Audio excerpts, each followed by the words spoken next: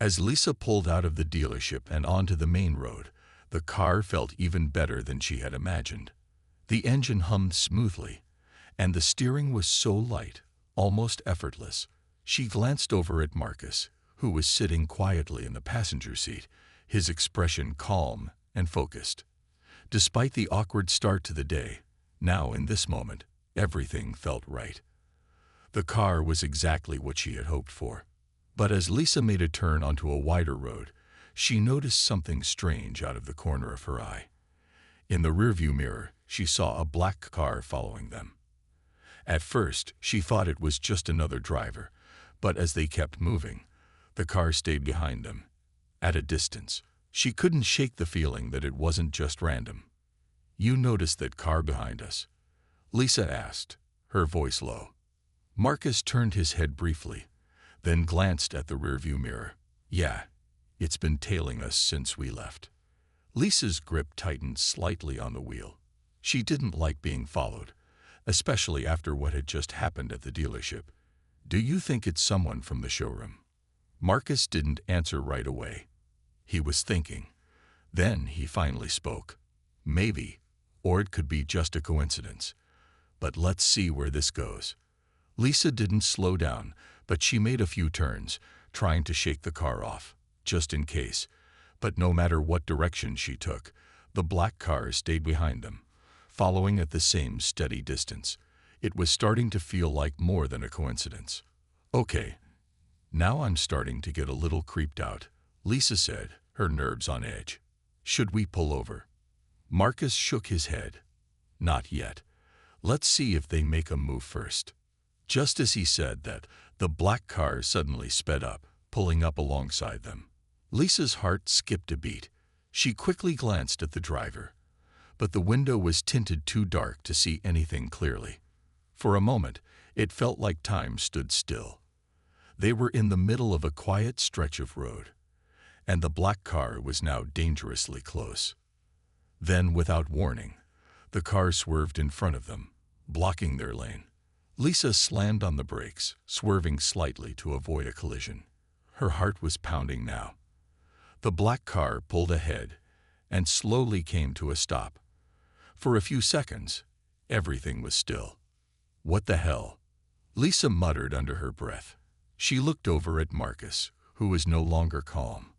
His eyes were sharp, focused. He leaned forward in his seat, scanning the car in front of them. "Stay here," he said, his voice now serious. "I'll handle this." Marcus opened the door and stepped out, moving with purpose. Lisa watched, her mind racing. Was this really happening? Had things just gone from an annoying situation at the dealership to something more serious?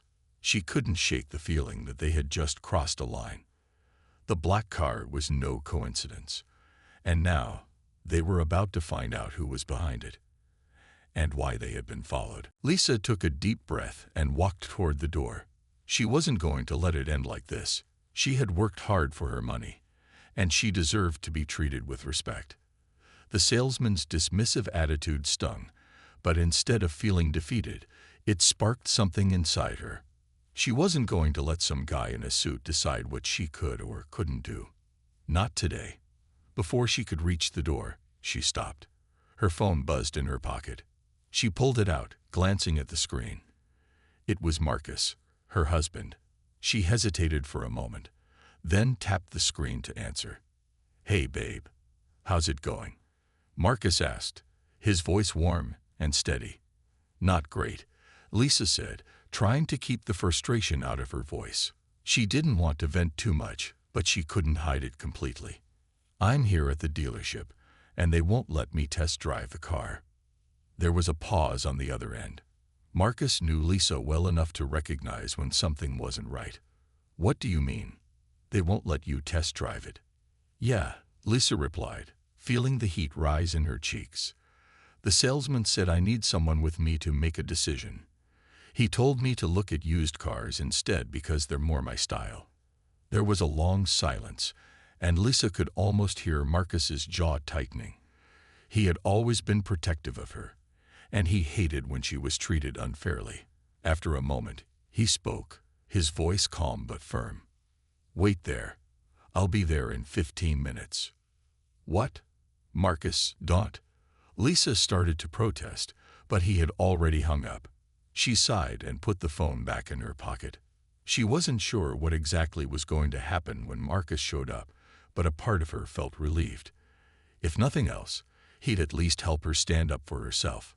She had tried to handle things on her own, but maybe this wasn't a fight she could win alone. She looked around the dealership, taking in the glossy showroom and the shiny cars lined up on the floor. Everything seemed so polished and perfect, but it felt wrong now. The bright lights above her seemed to mock her, and the salesman's indifferent attitude stung even more. Lisa turned to walk back to the sit-in. This time, she didn't hesitate. She reached for the door handle again and looked inside the car. It wasn't just about the vehicle anymore. It was about proving to herself that she could get what she wanted, without being judged or ignored. Just as she was about to get into the driver's seat, she heard the sound of a car pulling into the lot. Lisa turned to see a sleek black SUV roll into the dealership. She didn't need to look twice to know who was driving. Marcus's car. He was here. Lisa felt a rush of relief and something else. Determination. She wasn't going to let anyone make her feel small again. Not today. As Marcus stepped out of the car, his eyes locked on hers.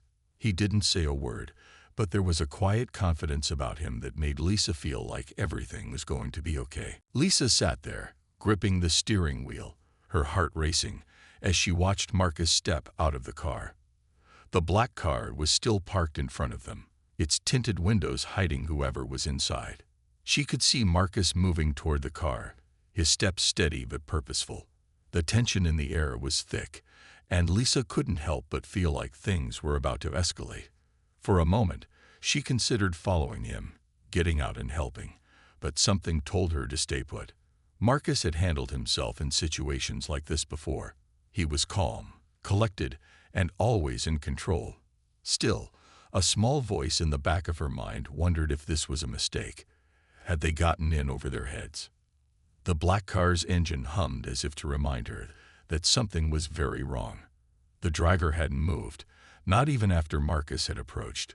Lisa watched closely as Marcus reached the driver's side window. He knocked on the glass firmly, and after a moment of hesitation, the window slowly rolled down. She couldn't hear what was being said from where she sat, but she could see the exchange. Marcus was speaking, his hands gesturing calmly, trying to maintain control of the situation. The driver, however, was shaking his head, eyes darting around nervously. Lisa strained to hear, but it was useless. She could only watch the scene unfold. Then suddenly, the driver leaned forward, and Lisa saw a brief flash of something metallic in his hand. Her stomach dropped. She couldn't make out exactly what it was, but the way the driver moved told her it wasn't good. Marcus, noticing the shift in the man's behavior, stepped back, his posture alert. Lisa's instincts kicked in. She wasn't about to sit in the car and wait for something bad to happen. She quickly threw the car in park and opened the door, stepping out and making her way toward Marcus. She wasn't sure what she thought she could do, but she couldn't just stay out of it. "Marcus," she called out, her voice sharp. The driver looked over at her, then back at Marcus, clearly taken aback by her sudden appearance. Marcus didn't turn to look at her, but he spoke in a low, controlled tone. "Get back in the car, Lisa," he said without looking at her. "This is between me and him." Lisa hesitated, the situation feeling more dangerous by the second. She glanced between the two men, then at the black car, still idling in front of them. She wasn't backing down this time. She wasn't going to let Marcus handle this alone. "I'm not leaving you alone with him," Lisa said firmly, taking a step closer to Marcus. She could feel the weight of her decision hanging in the air, but there was no going back now. The driver looked at her, his expression hardening. He didn't say anything, but the look in his eyes was enough to tell her he wasn't exactly happy about her involvement. Marcus stepped in front of her, his stance protective but still measured. "This doesn't concern you," the driver finally said, his voice rough. "Go back to your car." But Lisa wasn't backing down. She stood her ground, side by side with Marcus, ready to face whatever this stranger was about to throw their way. The air crackled with tension, and Lisa knew that whatever happened next, their quiet Saturday had just turned into something much more dangerous. Lisa stood there for a moment, her hand still on the door of the sedan, feeling the cool metal beneath her fingers. She could hear the faint hum of the air conditioning and the low murmur of other customers in the showroom. But in that moment, it felt like everything had gone quiet around her. The salesman had turned away, seemingly uninterested in continuing the conversation. She glanced down at her sneakers and then at her old purse again. She had always been practical. She didn't care for expensive brands or flashy items. But now, standing here, she felt out of place, almost as if the way she looked somehow determined her worth as a customer. With a sigh, Lisa stepped back, trying not to let her disappointment show. The salesman had already moved on, chatting with another couple who had just walked in. They were dressed in nicer clothes, probably the kind of buyers he was used to. She watched them for a second, feeling the familiar sting of frustration rise up. Was she really being judged by how she looked? "Is there anything else I can help you with?" the salesman asked, turning back to her, but his tone was polite, distant. I really wanted to test drive this one," Lisa said, her voice a little firmer now. She wasn't going to let him dismiss her so easily.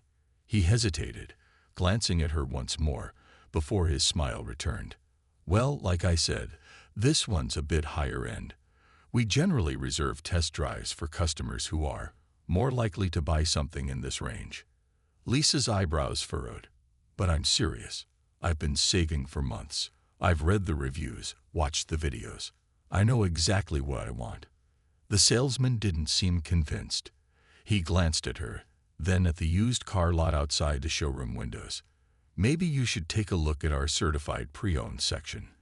We've got some great options there that might be more in your range." His words stung, but Lisa tried to keep her cool. She forced a smile, but inside, she felt a rush of frustration bubbling up. She knew he was implying that the pre-owned cars were the only ones she could afford, even though she had the money ready. Still, she didn't want to make a scene. She just wanted to drive the car and see if it really felt as good as it looked. "I'm not interested in used cars," Lisa said, standing up a little straighter. "I want this one." She pointed again to the sedan, trying to keep her voice calm. The salesman shrugged, a polite but thin smile on his face. "Well, if you change your mind, we have some great deals on our used models." He turned away again, this time without even asking for her license or offering any further help. Lisa felt her heart sink. It was clear he wasn't going to budge.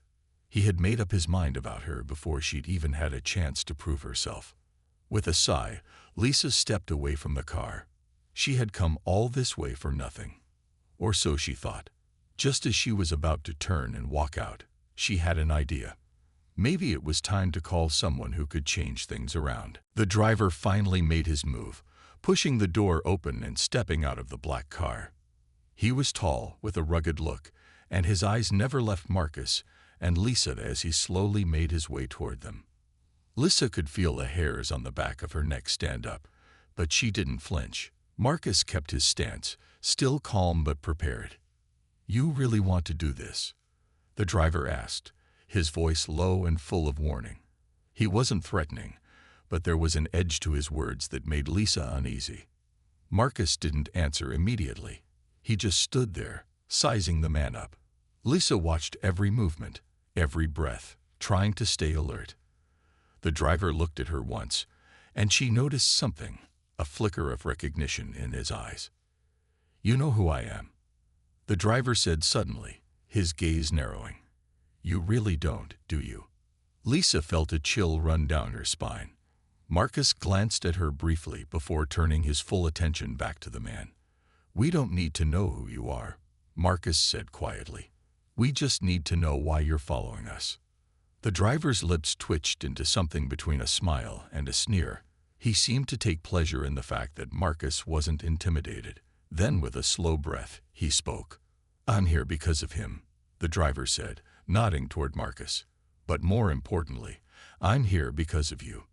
Lisa's confusion deepened. "Me?" she repeated, stepping closer to Marcus. She could feel his protective presence, but this wasn't making sense. "What does that even mean?" The driver glanced over at the black car, as though weighing something in his mind. This whole thing started because of a deal that went wrong. Marcus probably doesn't remember, but a while ago, he stepped into a business deal with people he shouldn't have. And now, he trailed off, his gaze flickering between the two of them. "Now, it's personal." Marcus's expression didn't change, but Lisa could feel the tension in the air. She had no idea what the man was talking about. A deal gone wrong. Who were these people? "You're telling me this has to do with something from years ago?" Marcus asked, his voice steady but with a hint of surprise. The driver shrugged. "You don't remember, but your past always catches up with you, especially when you've made enemies." It was clear now. This wasn't just about a test drive or a bad salesman. There was something deeper, something that Marcus hadn't been telling her. The weight of the situation hit Lisa harder than ever. This wasn't just a random act of aggression. Whoever this guy was, they had history with Marcus, and it wasn't pretty. The driver took a step closer, his gaze never leaving Marcus. "I'm not here to cause trouble. I'm here to make sure this doesn't escalate. But don't think for a second that we're done with this." With that, he turned and got back into the black car without another word. Lisa and Marcus stood there, silent, watching as the car drove off, disappearing down the road. The tension in the air didn't immediately fade. Lisa's mind was spinning with questions, and she could see the same was true for Marcus. Finally, he turned to her, his expression softer now, but still guarded. "We need to talk," he said quietly. "There's a lot you don't know, and now's the time to tell you." Lisa nodded, her heart still racing. Everything about this day had just taken a turn she wasn't prepared for. And now, the truth, whatever it was about to come out. As Lisa stood next to Marcus, ready to finally take the test drive, she couldn't help but feel a strange mixture of relief and disbelief. Just moments ago, she had been ready to leave, defeated and frustrated. But now, with Marcus at her side, everything had changed. The salesman who had turned her away so easily was now standing by, practically shaking with nerves. The manager, trying his best to smooth things over, was still hovering nearby, offering apologies that sounded rehearsed. The atmosphere in the showroom had shifted completely. Where it had once felt cold and dismissive, it now felt like Lisa was in control. She could feel the eyes of the staff on her, but this time, it wasn't the judgmental glance of someone who thought she didn't belong. It was the eyes of people who were suddenly realizing they had misjudged her. Just as she was about to slip behind the wheel of the sedan, the sound of a car pulling into the lot caught her attention. Lisa turned, instinctively recognizing the sleek black SUV that had just parked in front. She knew exactly who was behind the wheel. Marcus didn't look back as he made his way toward the dealership entrance. He was the kind of man who carried a quiet confidence wherever he went. Lisa had always admired that about him. But today, seeing how he handled the situation, she felt even more proud. He wasn't just her husband. He was someone who made people pay attention, someone who didn't let others walk all over him or those he cared about. As Marcus stepped out of the SUV, the showroom seemed to go silent for a moment.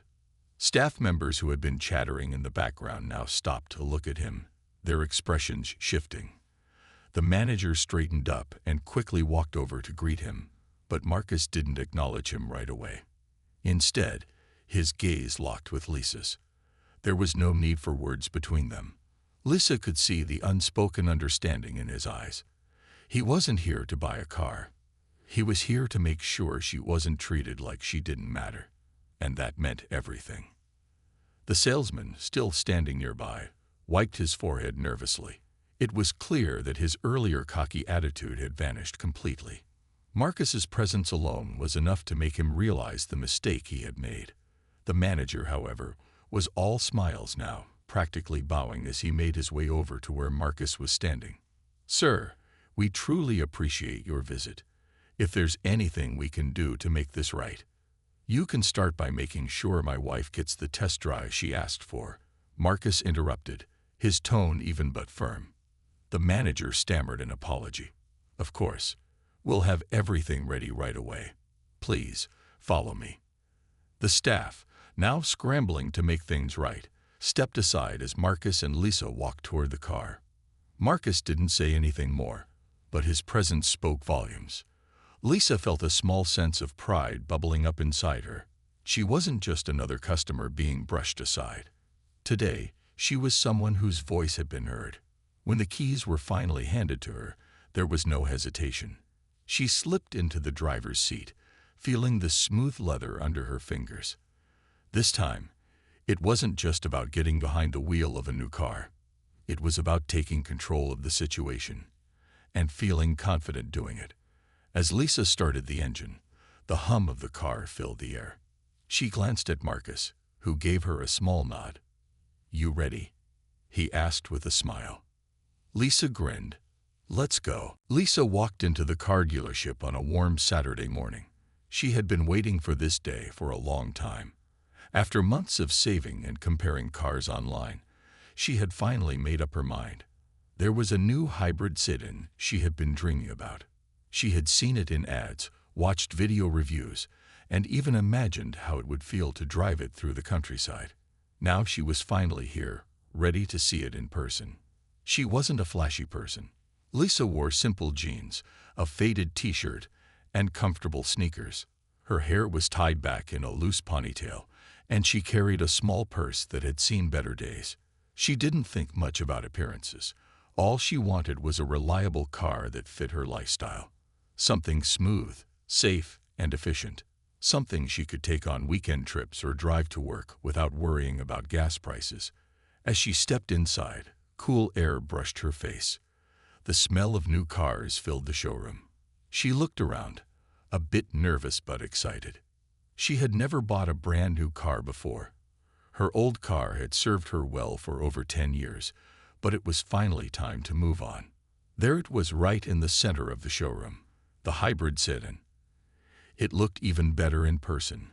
Sleek design, shiny paint, and that quiet confidence good cars seem to have. Lisa walked toward it, eyes wide, heart beating a little faster.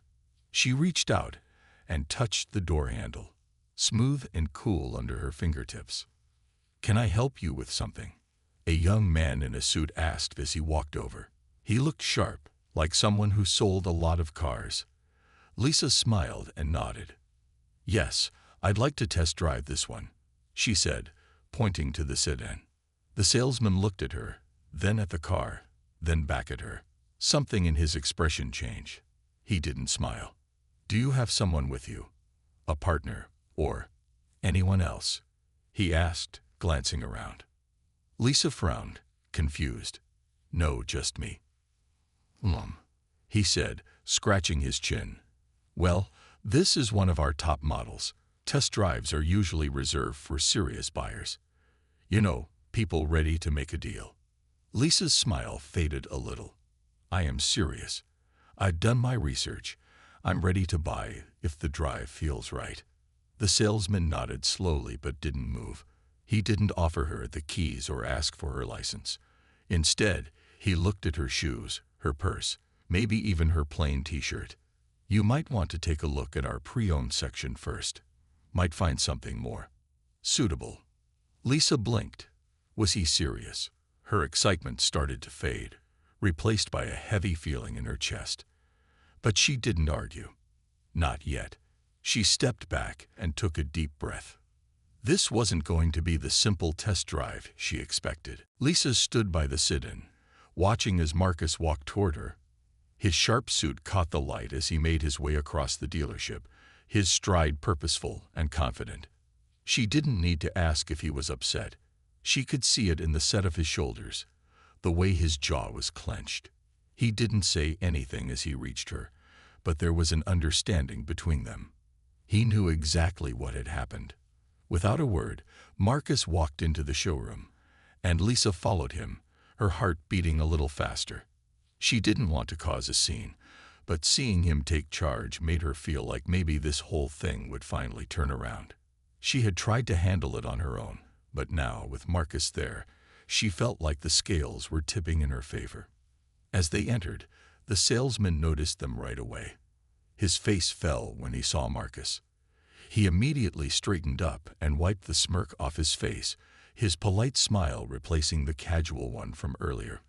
Lisa could see the nervousness in his eyes, but she didn't care. She was done being treated like she didn't belong here. Marcus didn't waste any time. He approached the salesman with a calm but firm tone. "My wife was here earlier, asking about the sit-in. But it seems she was told she wasn't allowed a test drive.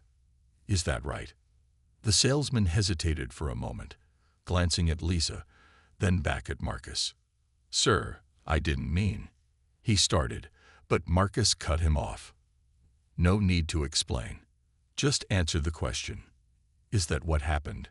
Marcus's voice was even, but Lisa could feel the weight behind it.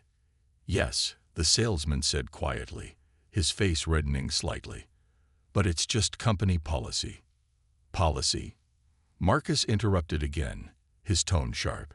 "You told her she couldn't test drive a car because she wasn't with a decision maker. And you assumed she couldn't afford it because of what she was wearing."